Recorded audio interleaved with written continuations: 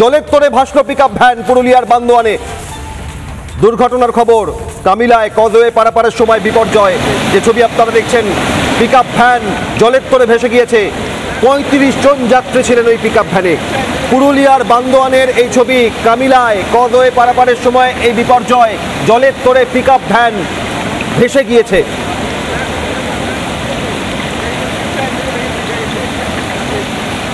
পুরুলিয়ায় ঝুঁকি নিয়ে কজওয়ে পারাপার করতে গিয়ে জলের তরে ভেসে গেল পিকআপ ভ্যান। ৩৫ জনের বেশি যাত্রী ছিলেন বলে খবর। বান্দোয়ান থানার ভালো পাহাড়ের সামনে বান্দোয়ান গালুরি রাজ্য সড়কের আমলি নদীর কজওয়ে আজ ভোরে একটি পিকআপ ভ্যান পার হওয়ার সময় এই দুর্ঘটনার কবলে, এই বিপর্যয়ের কবলে পড়েছে। পুরুলিয়ায় জলে ভাসলো পিকআপ ভ্যান। ৩৫ জন যাত্রী ছিলেন পিকআপ ভ্যানে। কজওয়ে পারাপারের সময় এই বিপর্যয়।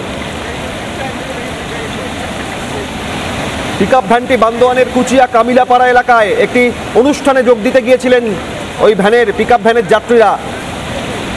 দুর্ঘটনায় বরাত জোরে প্রাণে বাঁচলেন তারা। ভেসে গিয়েছে পিকআপ ভ্যানটি। ছবি পুরুলিয়ার।